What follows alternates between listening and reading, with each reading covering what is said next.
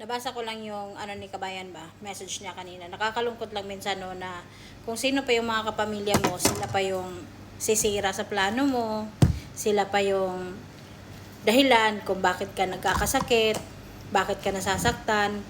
Alam nyo, kapag wala ka talagang suporta galing sa pamilya, isa talaga yun sa makakapanghina sa'yo. Isa talaga yun ang makakapagwalang gana kung ano yung gusto mo sa buhay. Kasi alam mo guys, kapag may suporta galing sa pamilya, hindi ka kasi masyadong mabibigatan kung ano yung pagdadaanan mo eh. Alam mo yon?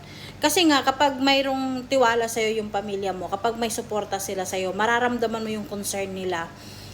Maibuboost mo kasi yung confidence mo eh. Mas gaganahan ka kasi magtrabaho eh. Mas gaganahan kang mangarap. Mas gaganahan ka na ipakita mo na kaya mo kasi nandyan sila. Pero may mga kapamilya ka talaga, no, lalo na sa mga OFW, mas marami talaga yung hindi sila suportado ng pamilya nila sa mga plano nila, sa mga gusto nila. Instead, hihilahin ka pababa, sisiraan ka, gagawin nila ang lahat para lang hindi ka magtagumpay. Hindi ka magkaroon kung ano yung gusto mo. Kaya sana sa mga kapamilya natin, sana maramdaman natin yung suporta sa isa't isa. Yung kumbaga hindi mo man siya kaya suportahan sa financial, nandun ka na lang para suportahan siya sa gusto niyang marating sa buhay. Kaya wag niyo masyadong kumbaga minamaliit yung mga katulong na mga kapamilya ninyo, lalo na kung asawa mo. Kung ikaw asawa mo katulong, nangangailangan talaga siya ng suporta galing sa'yo.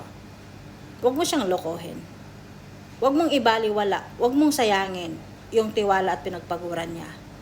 Kasi sa totoo lang, nakakawalang gana talaga eh kapag mismo asawa mo, kapamilya mo, sila mismo ang sisira at sila mismo ang magpapabigat sa buhay mo. Kaya kapag masyado kang nabibigatan dahil sa mga kapamilya o asawa mo, pilitin mo na unahin ang sarili mo kaysa unahin sila. Amping!